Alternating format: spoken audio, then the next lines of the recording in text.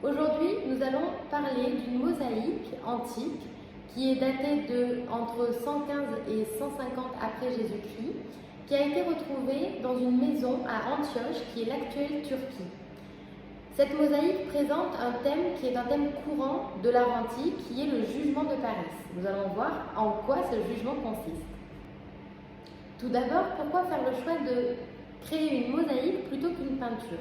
Eh bien tout simplement parce que la matière est beaucoup plus résistante. Ce sont des petites tesselles, des petits morceaux de marbre, de pâte de verre, de différents éléments colorés choisis pour à la fois leur couleur, leur texture, mais aussi leur opacité ou leur transparence. Et ils sont placés au sol dans un ciment, ce qui le rend donc très résistant. On peut le placer au sol et marcher dessus sans aucun problème, ce qui n'est pas le cas d'une peinture. L'invention de la mosaïque, on la doit aux Grecs.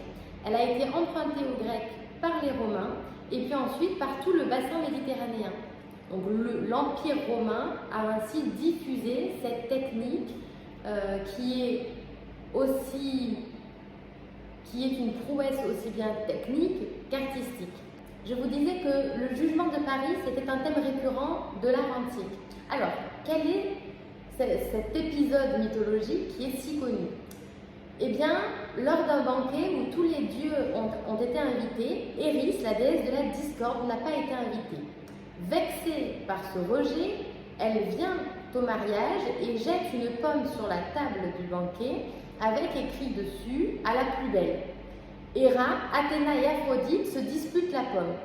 Les dieux, qui ne veulent pas prendre part au conflit, chargent Hermès d'aller chercher sur terre l'homme qui est le plus beau des mortels, qui est Paris. Et il le charge de choisir quelle est la plus belle des trois déesses. Alors lui, évidemment, il demande s'il doit les juger nues ou habillées, parce qu'un homme, s'il voit une déesse nue, il en meurt tellement qu'elle est belle. Donc, une fois après s'être assuré qu'il devait bien les juger habillées, eh bien, les trois déesses vont lui promettre un cadeau si elles sont choisies. Athéna lui promet la sagesse et la victoire lors des guerres. Héra lui promet la gloire en Europe et en Asie. Et enfin, Aphrodite lui promet l'amour de la plus belle femme sur terre, qui est Hélène et qui est déjà mariée. Après avoir tenté de donner un tiers de pomme à chacune des déesses, Paris se doit de faire un choix. Et il choisit Aphrodite et ainsi l'amour de la plus belle femme du monde.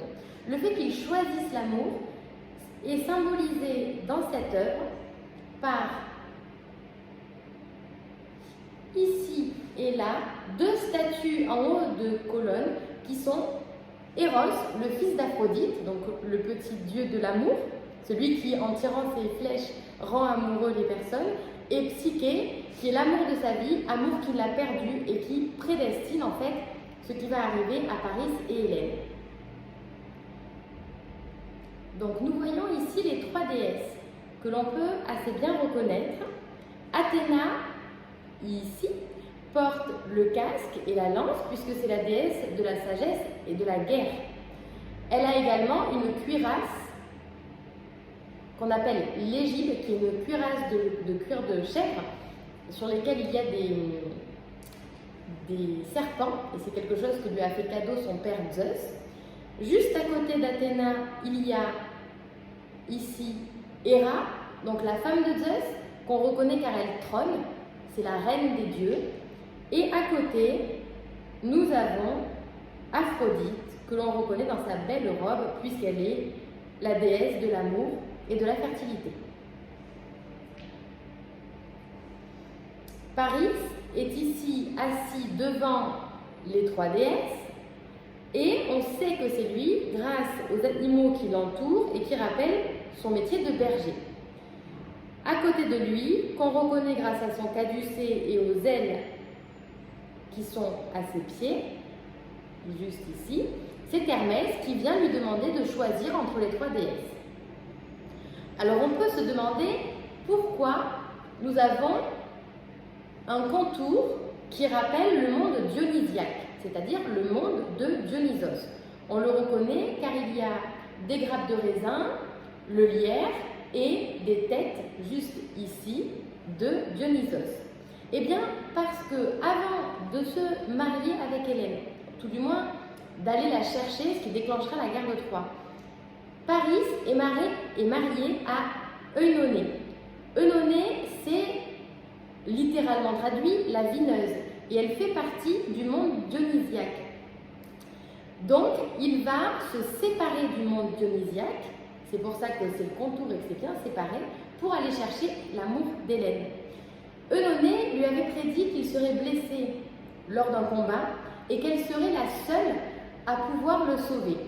Effectivement, à la fin du mythe, Paris est blessé par Philoctète, par le poison de la flèche de Philoctète, et il va appeler Eunoné qui ne viendra pas, et Paris mourra ainsi. Donc Paris choisit l'amour d'Hélène. Alors, elle va tomber amoureuse de lui, mais il va quand même devoir aller la chercher à Troie. Ce qui va déclencher donc la fameuse guerre de Troie, qui sera peut-être le sujet d'une prochaine vidéo. En attendant, j'espère que vous avez tout compris sur celle-ci, et je vous dis à la semaine prochaine pour une prochaine vidéo.